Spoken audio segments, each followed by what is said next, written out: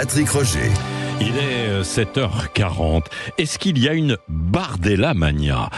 Bonjour Guillaume Bigot. Bonjour Patrick Roger, bonjour à tous. Parce qu'on voit que dans les sondages, il est toujours élevé, même si certains disaient oui, il n'a pas été le meilleur il y a une semaine face à Gabriel Attal. N'empêche qu'il est, selon notre rolling, toujours à plus de 33, largement devant. Son succès pour l'instant, en tout cas dans les sondages, on verra la suite.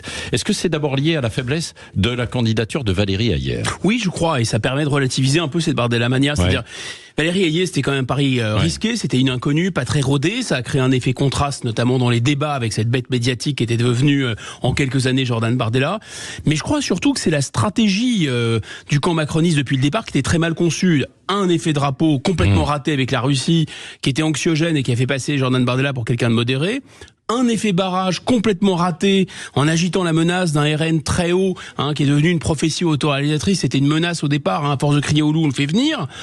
Un effet bouée de sauvetage raté, parce qu'on a vu que la candidate Hayer s'en sortait pas. Il y a eu le discours de la Sorbonne 2, il y a eu le débat avec Attal. Tout ça a fini de crédibiliser, d'institutionnaliser et de faire de Jordan Bardella l'opposant officiel numéro 1, attirant à lui tous les mécontents, on peut dire, du macronisme.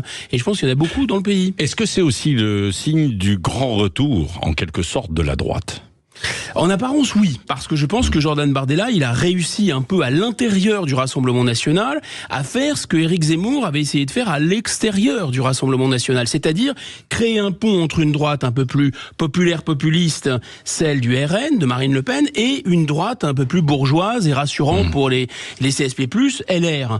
Ce que Zemmour n'a pas réussi à faire, Jordan Bardella a un peu réussi à le faire. Et on voit bien qu'il mord sur l'électorat CSP+, sur les chefs d'entreprise, sur cette frange de la France de l'Ouest. Mais en fait, attention, c'est pas tout à fait ça, parce que je pense qu'il marche sur deux jambes. Il marche sur la jambe à droite toute, un peu plus bourgeoise, mais il marche aussi sur la jambe ni droite ni gauche, bloc populaire, bloc populiste de Marine Le Pen.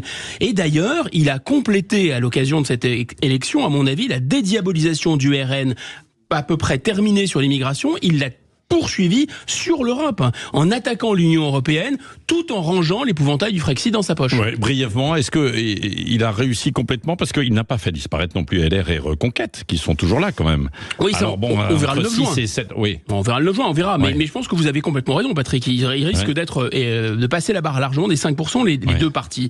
Peut-être pas largement. Moi, je pense que ce serait une erreur qu'ils disparaissent pour le RN de Bardella. D'abord parce que Reconquête permet au RN de se recentrer, on l'a déjà vu. Deuxièmement parce que la survie de ces deux partis permet au RN pour la première fois d'envisager une stratégie de ralliement électoral à l'occasion d'autres élections.